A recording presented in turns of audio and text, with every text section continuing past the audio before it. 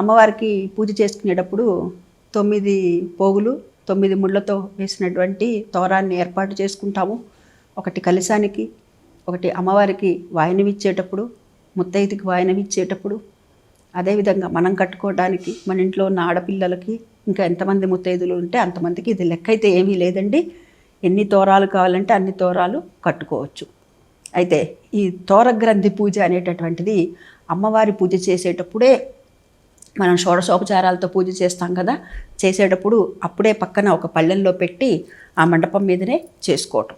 లేదండి మాకు అప్పుడు కుదరదు అంటే అప్పుడు కాకుండా మేము తర్వాత చేసుకోవచ్చా అని అంటే తర్వాత కూడా, అంటే వెంటనే అమ్మవారి పూజ అయిపోయిన తర్వాత వెంటనే తోరగ్రంథి పూజ అనేటటువంటిది కూడా చేస్తారు.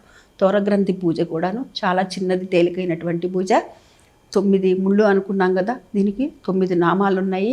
కమలాయే నమః ప్రథమ గ్రంథిం పూజయామి, రమాయే నమః ద్వితీయ గ్రంథిం పూజయామి, లోకమాత్రే నమః తృతీయ గ్రంథిం పూజయామి, విశ్వసాక్షిణ్యే నమః చతుర్థ గ్రంథిం పూజయామి, విశ్వజనన్యే నమః పంచమ గ్రంథిం పూజయామి, క్షీరాబ్ధిసుతాయే నమః షష్టమ గ్రంథిం పూజయామి, చంద్రసోదరయే నమః ఓం సప్తమ గ్రంథిం పూజయామి, మహాలక్ష్మే నమః అష్టమ గ్రంథిం పూజయామి, వరలక్ష్మే నమః ఓం నవమ గ్రంథిం పూజయామి అని చెప్పి ఈ విధంగా 9 నామాలు చెప్పుకొని పసుపు, కుంకుమ, పువ్వులు, అక్షతలు అన్నీ పెట్టి అట్లా పూజ చేసుకొని ఆ తర్వాత ఎట్లయితే అమ్మవారికి ఏ విధంగా అయితే నివేదన చేస్తామో అప్పుడు ఈ తోరగ్రంథికి కూడాను నివేదన అనేటటువంటిది చేయటం. తోరగ్రంథి పూజ కనుక ప్రత్యేకంగా చేసినట్లయితే కనుక ఏదైనా ఫలాన్ని నివేదన చేయవచ్చు.